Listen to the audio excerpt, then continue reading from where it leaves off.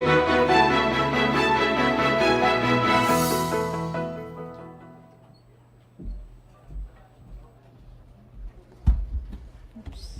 hapon, Malacanang Press Corps. Kasama natin ngayon si Press Secretary TRIXIE CRUZ Angeles.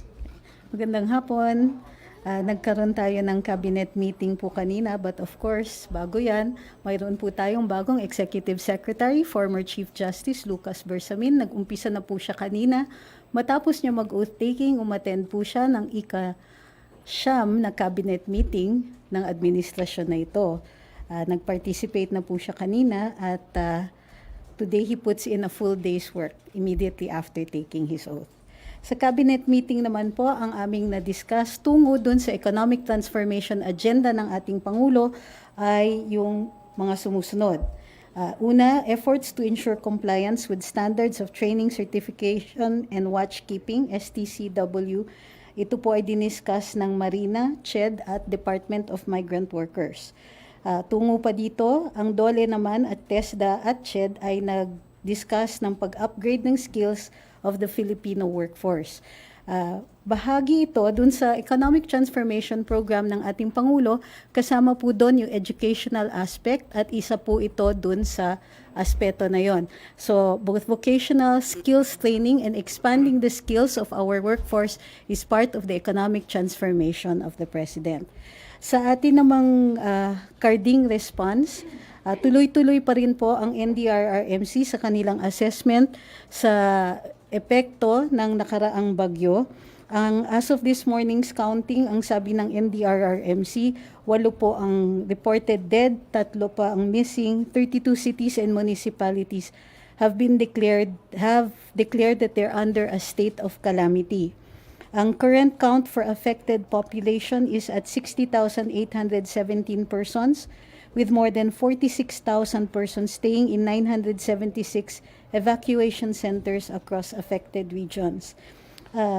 Although maano yung numbers na ito, sinasabi ng DSWD dahil na pre-position po ang mga relief goods at pre-evacuated ang mga naging potential victims or victims dito, the damage is minimal in terms of the cost of human life and injuries. Nasasanay po ang mga tao dun sa pag-i-evacuate, dun sa mga early warnings, at saka dun sa magkaroon ng maayos yung sistema sa pag-i-evacuate at pag-early warning sa ating mga potential victims in disaster paths. Okay. Bukas na po tayo para sa mga katanungan. First question, Marisol Halili, TV5. Hi ma'am, magandang umaga po. Magandang umaga. Ma'am, can you give us a background kailan po nakausap ni President Bongbong Marcos si E.S. Bersamin, and why did the President choose E.S. Bersamin to be the new Executive Secretary? Well, primarily, it's a trust basis. Sinasabi ng ating Pangulo, he is well qualified to be the Executive Secretary, having put in so many years in the judiciary. He has the necessary legal background and the ability to deal with paperwork. Plus, of course, he is trusted and well qualified for this. Pero ma'am, paki-explain lang po, what will be the difference when it comes dun sa mandate ng Executive Secretary and dun po sa office ngayon na Secretary Vic Rodriguez, sa Presidential Chief of Staff? Tama po ba? Well, in the absence, wala pa pong publication kasi ang ating AO1, so we'll have to wait for that bago po natin maggawa ng distinction, if any. Okay. So we'll wait for the publication. Ay, ma'am, sorry, last na lang. Yes, ma'am. Does it mean na hindi pa po final yung appointment ni Attorney Vic Rodriguez as Chief of Staff? Ang current status quo is that he entered into his duties as Chief of Staff.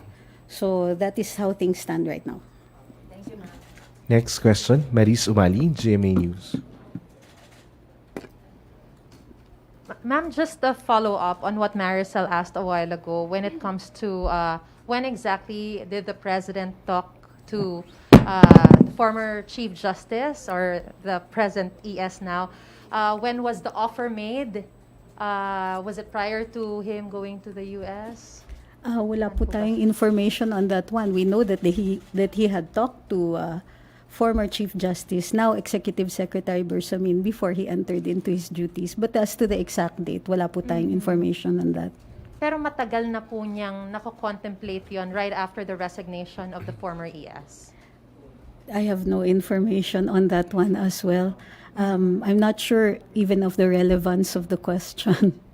Ma'am, how about the administrative order for the appointment of the former ES as the now Chief of Staff? We'll be waiting for the administrative order. It has to be published pa, so we'll have to wait for that.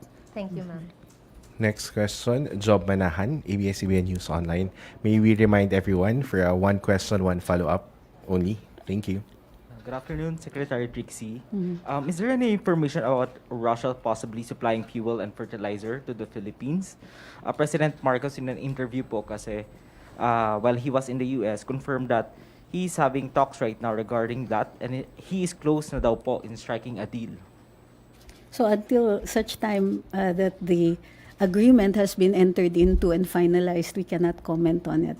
So wala pong information yung palace on that, ma'am, kahit sneak peek lang po. We do have the information, but until the agreement has been finalized, then we cannot disclose the pending transactions, Okay po, thank you po, ma'am.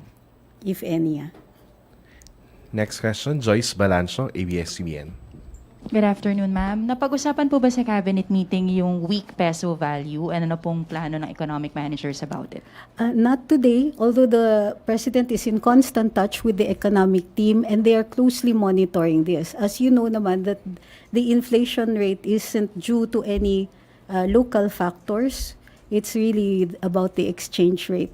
But it is a matter for the President, which the President closely monitors on a regular basis and is in close contact with the economic managers on this matter. Follow-up lang po, the International Monetary Fund expects slow growth in the Philippines to just 5% in 2023 from a forecast of 6.5% for 2022. Palace reaction lang po. I'm sorry, was there a question? A reaction to the statement of the IMF, they're expecting slow growth in the Philippines for next year. Well, we will have to see about that. The forecast, our economic managers forecast a higher growth. So they are in a much better position to make that determination in that forecast. Our fundamentals are strong. The economy is in a good resurgence, and we are experiencing a good rate of growth right now. So we will have to see in the end whether that forecast is going to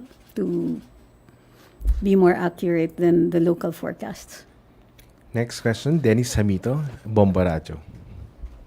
Okay, ma'am. Good afternoon. Nagkaroon po ba o magkakaroon ng Legislative Executive Advisory Council meeting after nung pag-certify as urgent dito sa 2023 national budget? May schedule po ba? Wala pa pong ipinahahayag na schedule sa ngayon. Wala pa, ma'am. Ano pong nagbunsod bakit isinertify as urgent yung national budget ng 2023 dahil priority naman talaga ng both houses of Congress yung budget taon-taon, ma'am? It's really just to underscore the need to pass the budget para hindi magkaroon ng reenacted budget. It's the same reason.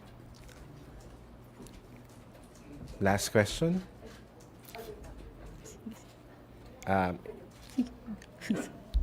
Sino pa ba? Maricel Halili, Okay. TV5.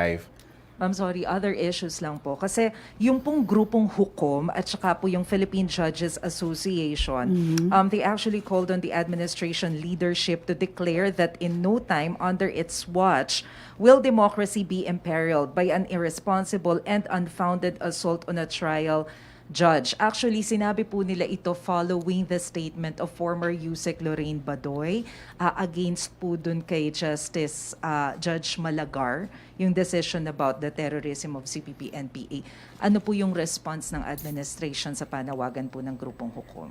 As you know, this administration will adhere closely to the rule of law and only to the rule of law. We do not endorse any illegal activities. And we have relied on the statement of the Secretary of Justice saying that this particular case can be refiled or is to be refiled under the Anti-Terrorism Act. So there is no need for a reaction regarding, on the part of the administration, strictly on the part of the administration, there is no need to react about the decision since there is a different regime now, a different legal regime, which is the Anti-Terrorism Act. So we let the law take its course and allow the judiciary to exercise its full mandate. The SOJ will be directing anyway the filing of a proscription case in the Court of Appeals as prescribed by the Anti-Terrorism Act. You're welcome. Meron pa po ba? Maraming salamat, Ay, Press maraming Secretary salamat. Trixie Cruz Angeles. Maraming salamat, Malacanang Press Corps. Magandang hapon.